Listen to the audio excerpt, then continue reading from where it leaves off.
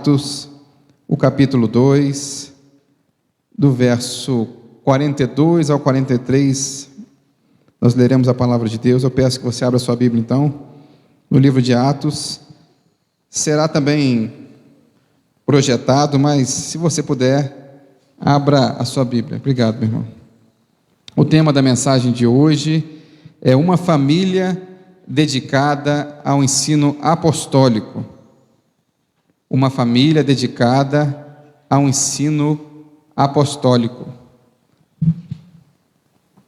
Os irmãos acharam? Amém? Diz assim a palavra de Deus: e perseveravam na doutrina dos apóstolos, e na comunhão, e no partir do pão, e nas orações. Em toda a alma havia temor, e muitas maravilhas e sinais se faziam pelos apóstolos. Amém? Meus irmãos, essa palavra sobre família dedicada ao ensino apostólico, e família aqui, eu quero dizer família igreja do Senhor, noiva de Cristo.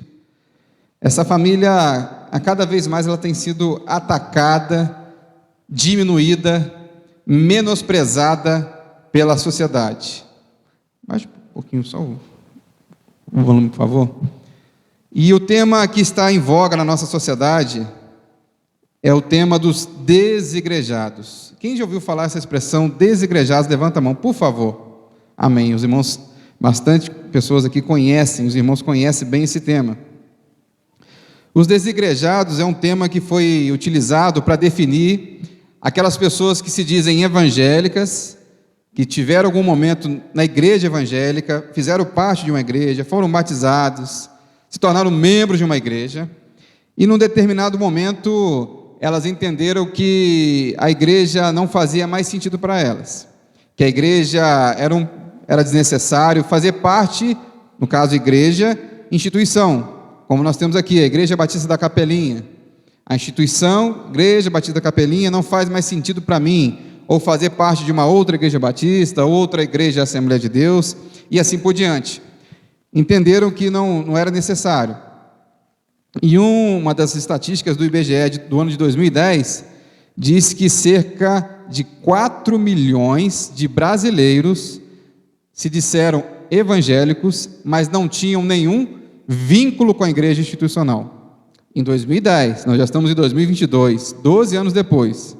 Alguns dizem que já chegamos a mais de 20 milhões de pessoas, de brasileiros, que se consideram desigrejados. Não usam esse termo até talvez seja pejorativo para a pessoa, mas ela se diz: olha, eu sou evangélico, eu creio em Jesus como o único e suficiente Salvador, creio na Bíblia como palavra de Deus, só que eu não faço parte de nenhuma igreja. Então perceba que é um movimento que está crescendo no Brasil e não diminuindo. E existe um livro chamado Desigrejados, do pastor Hidalgo Campos Júnior, pastor congregacional, e na sua tese ele trabalha com duas hipóteses, duas causas, dois motivos pela qual a pessoa se torna desigrejada. A pessoa não se desvia dos caminhos de Deus, continua uma vida regrada, uma vida até que busca a santidade, mas se afasta da igreja enquanto instituição. Existem duas hipóteses. A primeira são os desigrejados que são decepcionados com a liderança. Desigrejados que são decepcionados com a liderança. E aqui eu vou falar de um caso de uma pessoa que é citado no livro desse pastor, chamado Adriano. O Adriano, ele cresceu no lar evangélico. O Adriano, ele fazia parte da Igreja Presbiteriana do Brasil, teve a vivência toda na igreja evangélica. Chegou um determinado tempo da sua vida, no início da sua fase adulta, ele se desviou da igreja. Enquanto isso, ele fez faculdade de Direito na Universidade de São Paulo, que talvez, se não há, uma das melhores faculdades do Brasil. Ou seja, o que eu quero dizer com isso? Uma pessoa instruída, de conhecimento, ensino superior, se formou em Direito, tornou-se advogado, e num determinado momento da sua vida, ele encontra com um pastor de uma determinada igreja, que não é citada naturalmente no livro, a igreja e o pastor, e ele vê a sua vida novamente transformada. Ele começa a seguir este pastor, lá ele encontra a sua esposa, se casa e vive uma vida totalmente dedicada à igreja, a ponto até de deixar o seu emprego, deixar o seu trabalho como advogado e se tornar funcionário mesmo daquela igreja e acompanhar o pastor presidente ou pastor titular de uma igreja lá em São Paulo. Chegou o momento que ele começou a caminhar de tal forma e o pastor sempre usava desses jargões, dessas questões. Uma das vezes ele estava nos Estados Unidos com o pastor e passa num shopping, numa determinada loja, e ao chegar numa loja tem uma bolsa que custa, na época, diz que há mais de 15 anos atrás, $400. Se você multiplicar por 5, sem fazer muita conta, hoje, nos dias de hoje, seria R$2.000. Uma bolsa, maleta de R$2.000.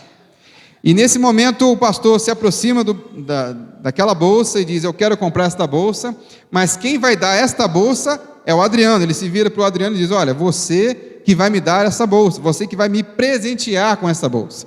E ele diz assim: olha, abençoe-me e serás abençoado. Ou seja, utilizando-se do cargo de pastor, utilizando-se da Bíblia, de promessas bíblicas, distorcendo promessas bíblicas para o seu benefício. Aquele pastor estava usando essas promessas para o seu benefício.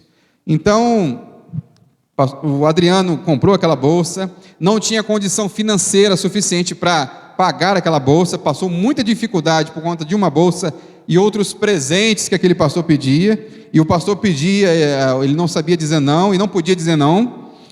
No slide anterior eu falo do caso dos pastores, que são chamados de tóxicos, ou seja, pastores que abusam das ovelhas, pastores que utilizam-se do cargo para obter vantagens financeiras e outras vantagens até da ovelha. E eu posso pregar essa noite, citar esse caso com toda a segurança, que pela graça de Deus nós temos aqui o pastor Silvio, que é um pastor sério, honesto, e tenho tranquilidade de dizer que não é nada relativo a ele. Estou falando de um caso lá de São Paulo, e agradeço a Deus pela vida dele, por saber que existem pastores sérios. Eu estou mostrando o caso de pastores tóxicos e ruins, para que a gente saiba valorizar os pastores que nós temos. Amém? Então esse pastor abusava espiritualmente dessa pessoa. Esse pastor trazia profecias, revelações, para dizer: não, pelo meu benefício, eu quero uma bolsa, eu quero um carro. E vocês conhecem com certeza pastores que fazem isso, seja aqui em Itaperuna, seja na região, ou seja na televisão. Tanto que Adriano se afasta dessa igreja, se separa da sua esposa, fica totalmente frustrado com a igreja, instituição, mesmo se resguardando, mesmo seguindo os princípios bíblicos, não faz parte mais de igreja nenhuma, instituição, e diz: não há indenização que pague o que esse pastor causou em minha vida. Eu sei bem o que é abuso espiritual. E eu creio que, repito, que muitos de nós já conheceu casos ou já foram influenciados por pastores desse tipo. O segundo caso que o pastor Hidauro Campos, no seu livro, cita, a segunda hipótese de desigrejado, são desigrejados críticos à igreja como agente institucional, ou seja, a igreja como ela é organizada, ela é um problema, ela está defeituosa, ela está falhando em ser igreja enquanto instituição. Talvez igreja olhando para outras causas que não a causa do evangelho, igrejas que talvez estão mais preocupadas com questões humanas do que questões espirituais e eternas. Existe um pastor muito conhecido de vocês, eu tenho certeza disso, influenciou o Brasil na década de 90, chamado Caio Fábio de Araújo. Ele talvez seja o representante máximo, a pessoa mais conhecida hoje no Brasil, que seria uma espécie de líder ou um espelho do movimento desigrejados no Brasil.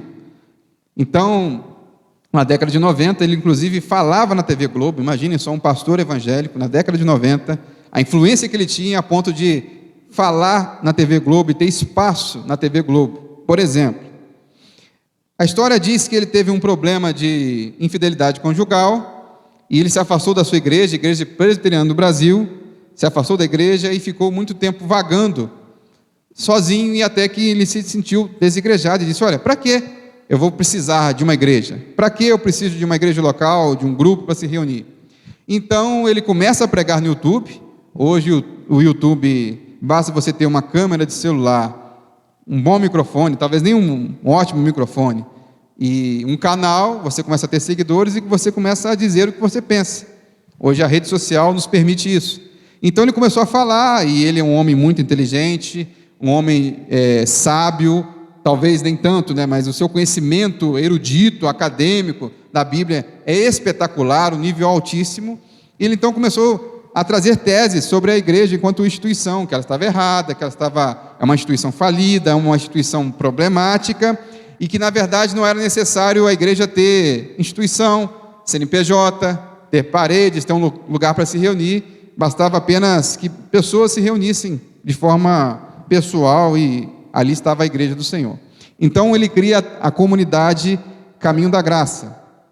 E eu fui nesse site dele para verificar, entender, porque, meus irmãos, esse movimento é cíclico.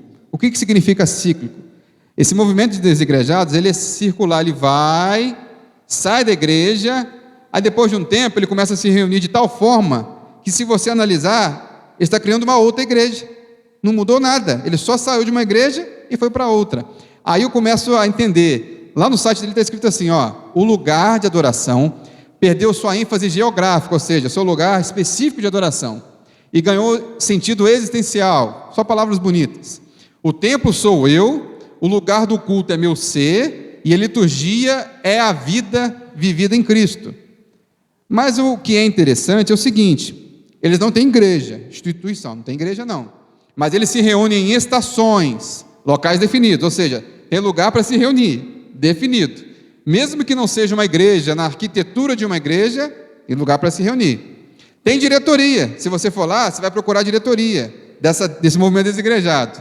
E tem seção no site para contribuição, que seriam talvez os 3 maiores problemas, que é contribuição financeira, achar que o meu dinheiro não está sendo utilizado de forma correta na igreja, é achar que existe diretoria que manda na igreja, é achar que o lugar físico é desnecessário, gastar dinheiro com energia elétrica com a igreja é desnecessário. Então chega nesse ponto que, como eu mostro para os irmãos, é cíclico. Ele saiu de movimento, disse que a instituição que ele fazia parte estava errada, ou a igreja, de uma forma geral, está errada, mas eu vou criar um novo sistema de ser igreja, que é idêntico. Se você olhar no site, tem gente até em Portugal já, que faz parte da diretoria, que acessa. Então, no fundo, a expressão é válida, trocando 6 por meia dúzia. A pessoa sai da igreja, está insatisfeita com a igreja, mas se reúne e aquele movimento começa a crescer, e as estações, que ele não pode chamar de igreja, mas as estações começam a crescer, aí precisa de ter uma liderança, porque esse pessoal está meio vago, não sabe para onde ir, e no fundo se torna uma nova igreja. Então, meus irmãos, o movimento desigrejado, apesar de, na primeira hipótese, eu entender a situação daquele irmão e de outros irmãos que sofreram por conta de pastores abusivos, eu entendo, compreendo a dificuldade dessa pessoa, mas no fundo elas saem de uma instituição e vão querer encontrar outra e assim por diante, e vão perceber que todas as instituições, igreja, locais, não é noivo de Cristo, instituições são humanas, feitas por humanos e são errantes. As igrejas, os pastores irão errar. Às vezes nós temos um conceito na nossa igreja evangélica. Esse conceito parte da igreja e parte de uma liderança que até é abusiva, é tóxica, exagera na sua liderança, de achar que os pastores são super-homens. Pastores andam voando aí pelo Itaperuna. Pastores andam a pelo menos meio metro do chão, eles flutuam na igreja. E na verdade não é, são pessoas normais, que carecem das nossas orações, que carecem do nosso amor, do nosso acolhimento, do nosso respeito, do nosso carinho, mas são pessoas normais. Estão sujeitas a errar. É claro que o pastor não vai procurar errar, não, vou viver errante, mas eles são seres humanos, estão sujeitos às mesmas fraquezas de quem não é pastor, ou quem não tem um título de pastor, de presbítero, de diácono, assim por diante. São seres humanos, e nós devemos compreender, entender e amar os pastores, e entender que não é mudando de igreja ou tentando mudar a instituição que vai resolver o problema. Então fica a pergunta sobre a segunda hipótese. Não seria isso uma instituição religiosa? É um corpo que se reúne, tem diretoria, tem lugar para se reunir, tem CNPJ, mas não é mais a igreja como era antes. Agora eles vão fazer diferente. Vocês acreditam, meus irmãos, que vai ser diferente? Não vai. Vai acontecer lá os mesmos problemas que acontecem aqui, que acontecem na igreja, lá na Capelinha, que acontece no bairro Niterói, que acontece lá no Surubi e assim por diante, no Brasil inteiro. Os problemas se repetem. Não é o mudando o lugar, porque as pessoas serão as mesmas, entende? O pastor Jeremias Pereira, um pastor presbiteriano, ele enumera, ele lista algumas causas do movimento desigrejado. E ele pega um pouco pesado na visão dele. Tiveram decepção com as lideranças da instituição, eu já falei aqui, não concordam com a maneira de governo da igreja, estão descontentes com os ensinos bíblicos, não concordam com a ética pregada, não aceitam disciplina sobre suas vidas, isso é muito importante, gente que não aceita a repreensão, e no fundo não querem compromisso com nada. Então a igreja é um movimento cíclico, ela vai e volta, e entende que está errado aqui, e conserta, e continua. Eu quero que você mantenha a sua Bíblia aberta, e nesses 2 versículos nós trabalharemos em cima deles. O verso 42 diz: e perseveravam na doutrina dos apóstolos e na comunhão. Existe um livro, meus irmãos, chamado Didaquê, e esse livro ele foi produzido e redigido próximo ao ano 150, 140 depois de Cristo. Alguns autores, ele foi redescoberto recentemente, no século XIX, até entenderam que ele quase entrou no cano bíblico. Ele não é cano bíblico, meus irmãos, ele não faz parte da Bíblia, mas ele é um comentário, é uma espécie de primeira instrução para os novos convertidos, para aqueles que entraram na igreja e fazem parte da igreja. No capítulo 11 desse livro, ele diz assim, sobre a hospitalidade com apóstolos e profetas, e no item 6 ele fala: na sua partida, o apóstolo não leve nada, a não ser o pão para a próxima estação. Se, porém, pedir dinheiro, é falso profeta. Imagine, meus irmãos, que um livro próximo da época de Jesus, bem próximo período, já tinha falso profeta e já tinha apóstolo abusando da igreja. Já tinha esse problema. Lá próximo, um pouquinho depois da morte de Jesus Cristo e ressurreição. Mas, ao mesmo tempo, no capítulo 13, aí você diz, não, então, os apóstolos, os profetas aqui são os pastores, aqueles que pregavam a palavra de Deus, não são dignos de receber nada, de ajuda, mas no capítulo 13 ele diz assim, olha, deveres com os verdadeiros profetas. No item 1 ele diz o seguinte: todo verdadeiro profeta que quer se estabelecer-se entre vós é digno do seu alimento. Aí você diz, alimento? Aí ele segue dizendo, que ainda bem que tem o item 2. Do mesmo modo, também o verdadeiro mestre, como operário, é digno do seu alimento. Ou seja, o pastor que recebe o seu salário é digno da mesma forma do que o operário que trabalha numa obra, de um professor, de um engenheiro, do arquiteto. Então, aquele mesmo livro diz, existe o falso profeta, e já existia falso profeta, e existe profeta verdadeiro. Então, o problema não está na forma como você entende a igreja, está entre profetas, pastores de Deus e pastores que, infelizmente, não são de Deus. Hebreus, no capítulo 13, verso 7, diz, lembre-se dos seus líderes, que lhes falaram a palavra de Deus. Observem bem o resultado da vida que tiveram e imitem a sua fé. Então, alguns vão dizer, olha, esse negócio de pastor, de presbítero, de diácono, isso é invenção humana, bem posterior, Jesus não queria nada disso, mas está dizendo lá, pastores, profetas, pregadores, sempre existiu, e não há nada de errado nisso. Hebreus trata sobre esses homens de Deus com amor e dizendo que eles são dignos, né? Timóteo fala que eles são dignos de receber honorários dobrados, 2 Timóteo 5,17, se não estiver enganado. Então, o problema não está no pastor, o problema está no falso pastor e no pastor que leva a palavra de Deus. Está aparecendo uma expressão no telão chamada ex opere operato, uma expressão latina que diz que Deus opera apesar do pastor. Deus faz a sua obra com um pastor que é imperfeito, com um pastor que erra, com um pastor que tem suas fraquezas. Deus continua operando. Às vezes até aquele pastor que você olha assim, olha, esse pastor aí é difícil eu aceitar a vida desse pastor. mas ele ora, ele prega a palavra de Deus, e Deus opera milagres, Deus opera maravilhas, pessoas são curadas, são transformadas, e você fica sem entender. Então Deus opera apesar de nós. O poder não está no pregador, no pastor, o poder está na palavra de Deus, e quando ela é falada, Deus opera, Deus traz a transformação. Nós somos imperfeitos, mas Deus é perfeito, é soberano, e Ele nos ama, e Ele faz a sua obra na sua igreja, independente de mim, do pastor Silvio ou de você, independente até da sua vontade, da sua vaidade, achar, olha, isso não é necessário.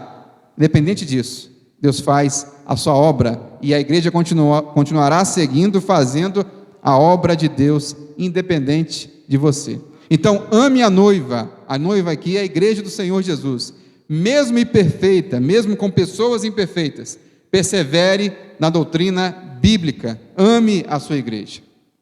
O texto segue dizendo, verso 42, perseveravam na comunhão. E ao perseverar na comunhão, meus irmãos, o que é comunhão? O dicionário diz que é ação ou efeito de comungar, de realizar ou desenvolver coisa em conjunto. Existe um pregador da Idade Média chamado Hubertus Meldenius, que dizia o seguinte: nas coisas essenciais, unidade; nas não essenciais, liberdade; em todas as coisas, amor. Nas coisas essenciais, unidade. O que é doutrina, o que é Bíblia, o que é palavra de Deus, vamos ter unidade. Nas não essenciais, alguns irmãos têm algumas visões bíblicas diferentes em alguns pontos específicos. Vamos ter um pouco de liberdade e respeito. Para quem pensa diferente, é algo que é talvez secundário.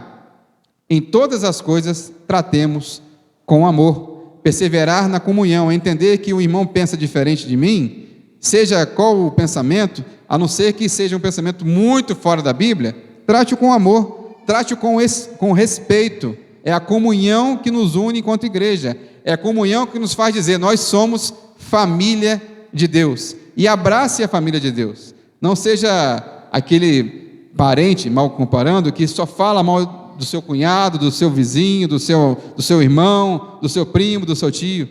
Aprenda a lição nessa noite, que o amigo, o irmão, ele repreende no particular, ele exorta o irmão no particular e elogia em público. Se você tem uma pessoa que você ama, que você respeita, que você admira, toda vez que você estiver em público, elogie essa pessoa, mesmo ela tendo seus defeitos, e ela tem sim seus defeitos, elogie. E em particular, se você perceber que o seu amigo, o seu irmão está fazendo algo de errado, em particular, converse com ele, em amor, em todas as coisas, amor, e diga, olha, esse seu posicionamento, essa sua forma de pensar, talvez esteja um pouco errada, vamos orar, vamos pedir orientação de Deus sobre esse assunto. Entende a diferença? Isso é família, isso é comunhão. É muito comum você ver alguém que tem um irmão, uma irmã, e às vezes se abre para você e diz, olha, meu irmão é assim, meu irmão é assado, ele está errando nisso, naquilo. Ou talvez o cônjuge, marido e mulher, uma pessoa se abre para falar do seu casamento. Aí quando você vai falar mal da pessoa, não, você não pode falar mal de mim não. Já passaram por isso? De gente que é assim? Então assim, a pessoa fala, mas ela, quanto família, não, você não pode falar. Ela defende enquanto família. Então, enquanto igreja, família de Deus, ame a noiva, respeite a noiva, mantenha-se em comunhão, esteja em união, mesmo sabendo que tem pessoas aqui que pensam diferente de você. E é por isso que nós estamos aqui, como família imperfeita humanamente falando, família que está buscando juntos a comunhão e servir a Cristo. Então tenha amor à sua família. A família, para sobreviver, precisa disso. Um casal, marido e mulher, precisa também. Uma sociedade também precisa. Às vezes você tem uma sociedade tão desunida, que ela não vai para frente. Sociedade empresa, sociedade instituição, governo, não vai para frente. Por quê? Porque ela permanece desunida. Um reino dividido não subsiste. Isso está na Bíblia. Então permaneça em comunhão. E aí fica a pergunta, você tem comunhão com a sua família e igreja? Ou a igreja para você é apenas uma diversão de domingo, é uma distração de domingo, onde você, no seu mundinho, vem aqui, adora a Deus e vai embora? É necessário que você tenha comunhão de fato com a igreja, que você participe da igreja. A igreja é o corpo de Cristo, a igreja é a noiva de Cristo. Então participe da sua igreja. E no partir do pão, o verso 42 segue dizendo que a igreja de Jerusalém, ela perseverava na doutrina, no didaquê, no ensino dos apóstolos, ou seja, era fiel à palavra de Deus. Ela perseverava na comunhão, no partir do pão e nas orações. É interessante que aqui muitos leem Atos 2, 42 ao 47, e dizem assim, olha, está aqui o modelo perfeito de igreja. Se a gente não seguir identicamente, perfeitamente o que está aqui, a nossa igreja está falhando. Mas, meus irmãos, é interessante a gente ver, e a história nos ensina, que esta igreja aqui é a igreja que iniciou, é aquela bem primitiva mesmo, começou a igreja aqui. Tanto que você vê no verso 45, que a igreja vendia, as pessoas da igreja vendiam as suas propriedades e bens, distribuindo o produto entre todos. Existe uma palavra aqui que diferencia a igreja de Atos 2 com a igreja de Tiago, lá um pouquinho mais à frente, cerca de 30, 40 anos depois, há uma diferença. Se você for ver, olha aqui, 45, vendiam suas propriedades. Em Tiago, no capítulo 2, verso 1 a 3, diz: meus irmãos, como crentes em nosso glorioso Senhor Jesus Cristo, não façam diferença entre as pessoas, tratando-as com favoritismo. 30 anos depois da igreja de Atos, tá? Não são 1000 anos, 2000 anos, não. Suponho que na reunião de vocês, entre um homem com um anel de ouro e roupas finas, e também entre um homem pobre com roupas velhas e sujas.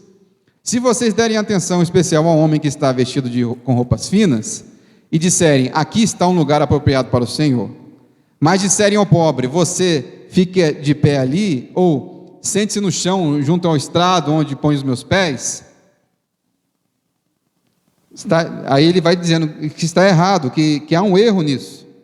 Então, o que define a igreja de Atos e a igreja de Tiago, é porque a igreja de Atos, naquele momento, acreditava que a volta de Jesus seria tão iminente, que não havia nem necessidade de ter propriedades, de viver a vida. Então eles se reuniram e entenderam, olha, Jesus vai voltar imediatamente, após ele ter morrido e ressuscitado.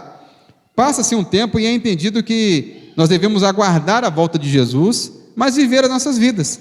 E nesse momento que essa busca pela volta de Jesus, ela dá uma esfriada, e essa vivência dá uma esfriada, começam a haver diferenças na igreja.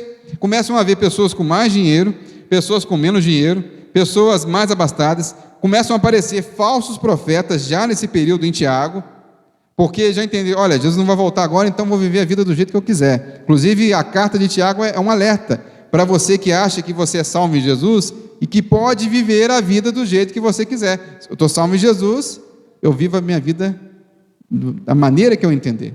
Então, quando a gente lê esse texto aqui e as pessoas já começam a jogar a igreja, não, a igreja não vende a sua propriedade e dá aos pobres, a igreja ela faz muito pouca caridade. E se você acompanhar o trabalho dessa igreja e de muitas outras igrejas, acompanhar mesmo, fiscalizar, observar, ver no Brasil, inclusive no período da pandemia, você vai perceber que a igreja foi a instituição que mais ajudou os necessitados nessa pandemia. Pode pesquisar. Só que aí não. Aí você vê o caso do pastor mau caráter, você vê um caso de um pastor que não é correto, e você coloca todo mundo na mesma panela, na mesma história. Aquela história que todo pastor é ladrão, todo o policial militar é corrupto, e assim por diante. Você faz um preconceito e todo mundo que você vê é assim. Então fica a pergunta, cadê a igreja de Atos? Mas, meus irmãos, era questão daquele momento, era inicial. Então a igreja ela vai tendo as suas variações durante o tempo, variações de comunhão, de reunião. E não significa que aqui a igreja de Atos está errada, mas era o que nós chamamos até de primeiro amor. Mas é necessário que, foi entendido que as pessoas deveriam viver as suas vidas, viver, trabalhar, estudar, aguardando a volta de Jesus. Viver vigilantes, viverem sóbrios, entendendo que Jesus pode voltar a qualquer momento, mas não deixando de, inclusive, evangelizar, levar a palavra de Deus, viver a sua vida em comunhão e assim por diante. Então, são duas igrejas dentro da Bíblia Sagrada, são duas igrejas que estão em períodos diferentes e que passam por problemas diferentes. Nós entendendo esse movimento, nós podemos diferenciar. E aqui eu já falei sobre 1 Coríntios 11, a festa do amor, a festa ágape, que é interessante que lá dizia assim, olha, quando você se reúne, apóstolo Paulo, a igreja de Coríntios, um povo que está próximo no tempo à igreja de Atos, e está lá dizendo assim, olha, quando vocês se reúnem, não é para comer a ceia do Senhor, porque cada um come sua própria ceia sem esperar pelos outros. Assim, um fica com fome e outro se embriaga. Em primeiro lugar, ouço quando vocês se reúnem como igreja, há divisões entre vocês, e até certo ponto, eu creio que isso é necessário. Isso é o apóstolo Paulo dizendo para a igreja de Corinto, das diferenças que haviam naquela igreja. Então não existe igreja local perfeita, santa, no sentido de não haver pessoas imperfeitas, porque a resposta é simples, as pessoas que fazem parte da igreja são imperfeitas, compostas por pecadores redimidos, pecadores que vão procurar não pecar, pecadores que vão procurar a santidade, viver em comunhão, em oração e assim por diante, mas continuam com a marca do pecado, e o pecado as aflige, de certa forma. Então não existe igreja local perfeita, porque ela é composta por pecadores redimidos. Lorena, só dá um clique aqui, por favor, para continuar. Isso. O texto segue dizendo, e essa igreja perseverava na oração. E você vê lá no partir do pão e nas orações. Oração em comunidade se torna adoração. A palavra adoração, ela tem um sentido individual e um sentido comunitário, igreja orando. E eu me lembro do Lucas, no capítulo 18, o Evangelho de Lucas, que fala sobre essa oração. Naquele texto fala da oração do publicano, que é o cobrador de impostos, e a oração do fariseu, ou melhor, do fariseu. Ou seja, são duas pessoas distintas. Um muito religioso, uma religiosidade que assustava, que as pessoas louvavam, admiravam aquele religioso, fariseu, e outro um cobrador de impostos que não fazia nada de errado em cobrar impostos. Mas como ele cobrava impostos do seu povo, que era oprimido, ele era mal visto pela sua sociedade. Então Jesus fala dessas duas posturas. O fariseu, por exemplo, ele orava em pé, no íntimo, dizendo, Deus, eu te agradeço porque não sou como os outros homens, ladrões, corruptos, adúlteros, mesmo como este publicano que está aqui do meu lado orando, às 3 da tarde no templo. Jejuo 2 vezes por semana, e dou o dízimo de tudo quanto ganho, ou seja, uma pessoa fiel à sua religião. Mas o publicano, ou cobrador de impostos, ficou à distância. Ele nem ousava olhar para o céu, orava de cabeça baixa, mas batendo no peito dizia, Deus, tem misericórdia de mim que sou pecador. É a melhor oração que a gente pode fazer, a melhor forma de começarmos uma oração. Deus tem misericórdia de mim que sou pecador. É reconhecer que você não é nada perante a Deus, que mesmo que você ainda continua sendo nada na presença de Deus, você ainda continua sendo pecador. O que faz a sua oração chegar até Deus é o sangue de Jesus Cristo na cruz. É Ele que nos purifica de todo pecado. Então esse cobrador de impostos, ao bater no peito, esse bater no peito tem um simbolismo tão lindo, meus irmãos, que era a ideia de angústia. Ele estava angustiado. No Oriente Médio era comum, e ainda é comum, as mulheres baterem no peito durante um velório. Você está ali no velório, as mulheres estão batendo no peito, por conta da angústia, da tristeza, do sofrimento de um ente querido que se perdeu, que se foi, que faleceu. Em Lucas, no capítulo 23, a multidão bate no peito, enquanto estavam diante de Jesus crucificado. Uma prova disso é que a multidão, ao ver Jesus na cruz, começa também a bater a mão no peito, sinal de angústia. E ali o judaísmo também mostra que bater no peito era mostrar de onde vinha o mal, o pecado, os maus pensamentos. Às vezes nós temos uma vida tão regrada, a sociedade nos olha e diz, olha, que homem santo, que mulher santa, que pessoa que vive uma vida em retidão. Mas essa sociedade não consegue ver o nosso coração, o nosso pensamento. O judaísmo já dizia que o pecado vinha dos maus pensamentos, vinha do coração, e bater no peito era uma espécie simbólica, um sentido simbólico de dizer, olha, eu estou tentando expulsar esse homem ruim, esse mau homem, esses maus pensamentos que rodeiam a minha mente. Então, bata no peito nessa noite, reconheça que você é pecador, reconheça que você precisa de Jesus, reconheça que você não pode fazer nada, é a graça de Jesus que faz por você, é o amor de Jesus naquela cruz que te torna um pecador redimido. Maus pensamentos. Mateus 15, Jesus dizendo, verso 19, porque do coração procedem maus desígnios, homicídios, adultério, prostituição, furtos, falsos testemunhos, blasfêmias. O coração é uma fábrica de ídolos. João Calvino dizia isso também. E qual é então, meus irmãos, a sua postura de oração enquanto comunhão diante da igreja? Qual é a sua postura quando você está aqui nessa noite? Você vem aqui entregar um louvor, adoração a Deus, dizendo, olha Deus, eu sou pecador, eu sou uma pessoa que careço da graça do Senhor, eu sou uma pessoa que preciso de ajuda, preciso do teu poder para me libertar, para que cada dia eu possa viver servindo ao Senhor em espírito e em verdade, mas reconheço que sou pecador. Não venha, meus irmãos, com a postura do fariseu, não venha com a postura dizendo assim, olha, eu estou aqui na igreja, olha quantas pessoas estão lá no mundo, olha que pessoa boa que eu sou, eu entrego meus dízimos, minhas ofertas, eu venho aqui aos cultos todos os domingos, eu não roubo, eu não furto, eu não adultero, então eu sou uma pessoa digna de salvação. Você não é digno por você mesmo, é Jesus que fez a obra na sua vida, que transformou a sua vida. Ele sim está transformando você a cada dia e te levando à santidade. Agradeça a Deus, não trate com arrogância, pelo contrário, trate com humildade, com amor a Jesus. Em toda a alma havia temor. A palavra temor significa, no seu texto original, fobia. Fobia mesmo, se você olhar no texto grego, está lá escrito fobia. A ideia de medo, nós conhecemos bem essa palavra.